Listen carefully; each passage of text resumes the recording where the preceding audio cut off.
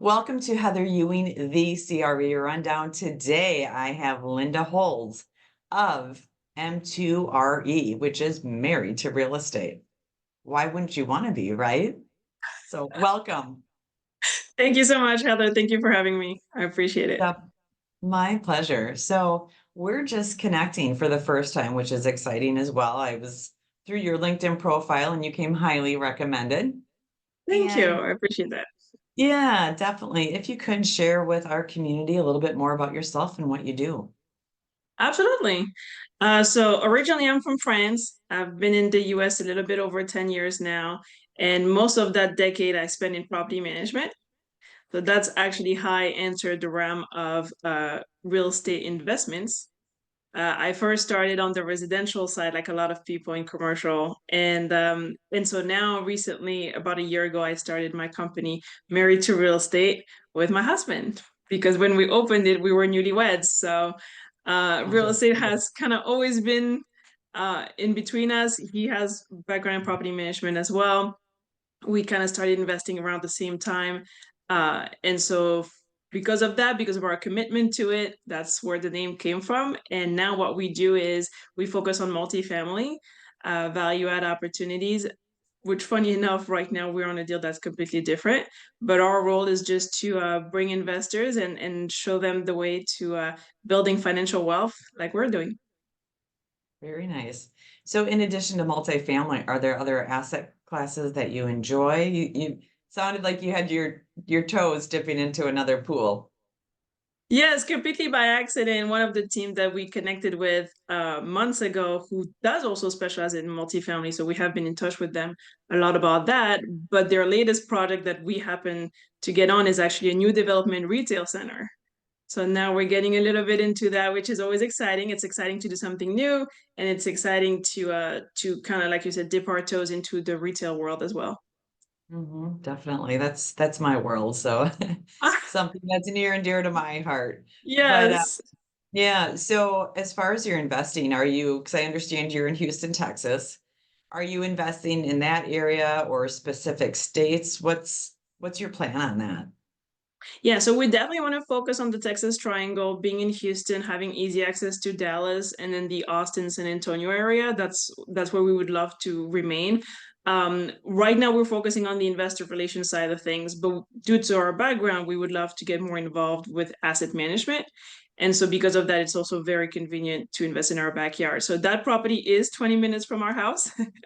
hmm And ideally we want to stay on that as far as being active, but one of our first passive investment was actually in Tulsa, Oklahoma, so we're not afraid to kind of expand a little bit. Definitely. Well, and there's pros and cons, right? For having something in your backyard and also something that is further away with a triple net asset, for example. Two people come to mind, so I want to do a little name dropping. One is Will Curtis. So he does a Yes. ton of property management too. So I could see some great synergies for you guys there. And the other is Alex Rodriguez, a good friend of mine in beautiful Cali. And he does the full triple net leases, so it's fully transferred through. So I'll connect you with him too after the podcast. But to your point, Definitely. yeah, there's so many different ways of going about it, different opportunities, and wouldn't you Didn't you say say? it's really connected to your personality and what you enjoy? Absolutely, yes. I mean, for us, again, we would love to get more acclimated with the asset management side of things in the future because we care. We want to get on projects that we actually want to follow through with. We want to get to know our residents. We're doing this for two reasons. We really want to help our investors develop a better future for them, for themselves, and for their family. But we also believe in the power of providing good housing to people who are renting, whether it's by choice or not.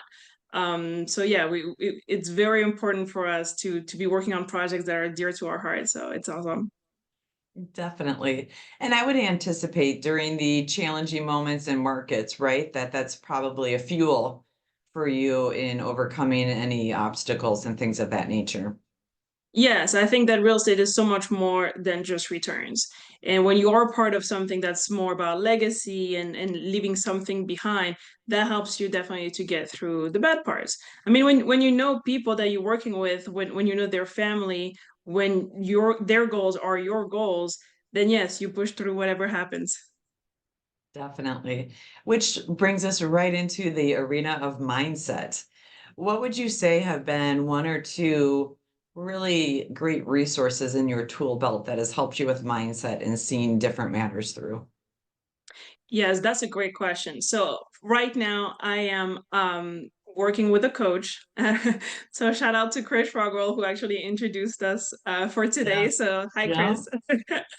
And for me it was very important to work with him because I think it's good to develop your craft in terms of like skill set like communication, time management, looking at numbers, how to do branding, marketing, all these kinds of things. The reason why I wanted to work with Chris was to develop the psychology aspect of things, to develop my mind, to really go deep into limiting beliefs and like erasing them. Right. So I think it's very important to work with someone who's exterior to you, ideally a professional who has experience. And one of the reasons I love working with Chris is because he is in our arena. He understands the challenges of our specific industry. So I think that's a plus as well.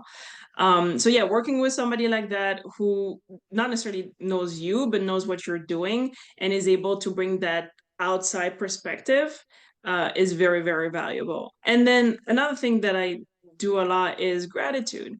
I think that at the end of the day, the best way to develop your mindset is to be happy for what you already have. If you come from a place of negativity and not appreciating what's already on your plate, you can't grow it. Very true. And you are not going to like the journey, right? That would be like a living. Exactly. Yeah, exactly. So on those moments when you're just feeling like I call it, I refer to it as when you feel like you've lost the mojo, you feel like you're in the gutter. What's one or two things to help snap you out of that and bring you back on course? Yes, my husband loves to say, smell the roses. And so that's Yes, one thing where we're like, the destination is the journey. And it's like every opportunity to remind ourselves, why are we going through this? There's got to be a lesson. We may not see it right now, but let's embrace it anyway. Let's make sure that we're still having fun. We're still learning from it. I think that's very important. It's just to stop and smell the roses and tell yourself, there's got to be a reason. So we're okay. We're fine.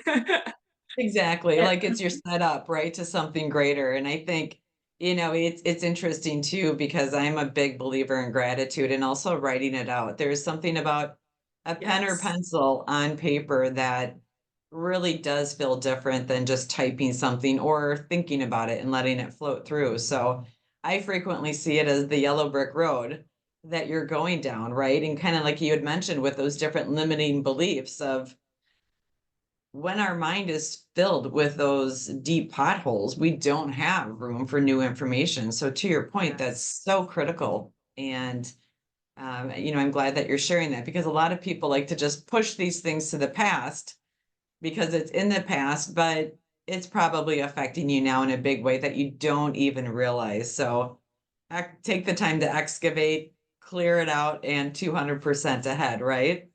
Yes, and I totally agree with you on the power of writing. I mean, one of the best investment that I made in myself this year, and is going to sound small, but it's a planner that has those manifestation or law of attraction section in it, so that I Mhm. can look at my day and plan my day. But it also like has those little things for what are you grateful for today, or what did you learn, or how can you improve tomorrow? What is a code that you want to live by today? I think that all of those are very important as you mentioned, to write down, not just to look at, not just to think like, oh yeah, what's an affirmation I can think about? I'll just think about it at lunch. It's like, no, be intentional, write it down, live in the present.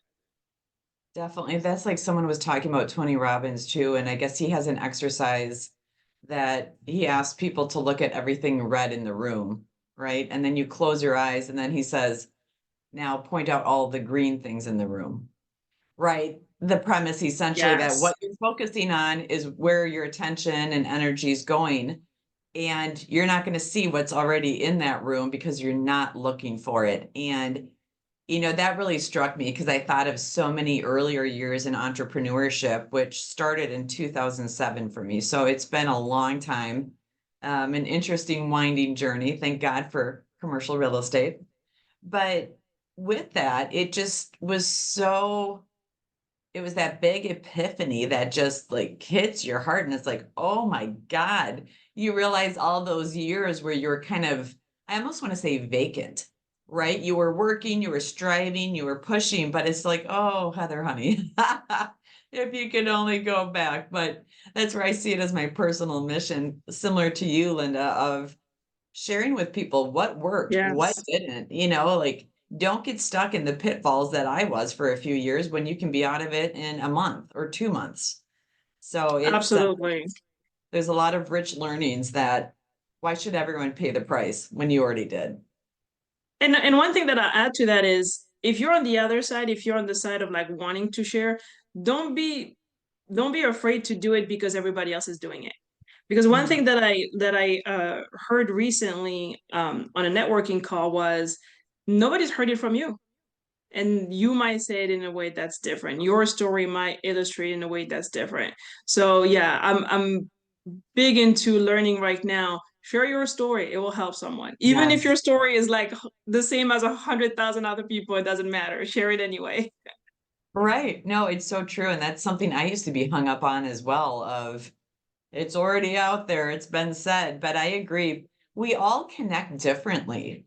And you can talk the same subject to different people and have a very different experience. And I think that's where I feel Yes. really fortunate with my podcast is there's a lot of similar questions, but I go off on different tangents with each person because that's where the energy and the conversation is going. And so each is like this great chocolate in the box of chocolates that you never know what you're going to get exactly, which is fun. That's very true. I like that analogy. Yeah, yeah. So now, where do you see AI playing into business and real estate? Oh my gosh, I love this question. I was definitely one of those people who thought, hey, there's a human touch to everything, but I think that AI has done a beautiful job. And when I say AI, I don't know who it is, the powers of AI out there. But I think Right. that there's been a beautiful job done about keeping it uh, human and making sure that you are able to use it, but then also retain your voice, your story, your brand, your whatever it is that you're working on, continuing to work, like I said, on those products that still mean something beyond the numbers, beyond the computer. So I do think that it's only going to get better. I do see where some people are afraid of it. There are certain Mhm. aspects of it where I'm like, it might be a little too far, but no, I think that overall it's a great blessing. And yeah, I think it's I was actually talking to another one of my coaches last night, and I was telling him, I talk to my AI like it's my friend. That way, if it does revolt one day, don't come after me. Yeah, right. Keep a solid relationship, whether it's internal or with your AI double, right? Absolutely. Yeah, definitely. So now we're on the cusp of 2025. What do you anticipate for multifamily or real estate in general as we venture into the next 12 months? So I think that I'm hoping that 2025 is going to be that not boom, but we're finally going to see those opportunities that people were expecting in 2024 that may not have happened right away, especially in multifamily. And when it comes to apartment complexes in particular, obviously, commercial real estate includes a lot of other things like office spaces or industrial or storage or things like that. Um, and I think that we have realized over the last couple of years that people still need to rent. And there are Mhm. industries that are suffering. There are loans that were coming due uh, and everybody was thinking, oh my gosh, we're going to buy properties, off of the Right. sidewalk at discounted prices. I'm not so surprised now looking back at the year that it didn't happen. But I do think that it's going to gradually happen starting in 2025. And on the long run, I also don't think that it's going to happen overnight. And that's why I'm not so surprised that it didn't happen in all at once in 2024.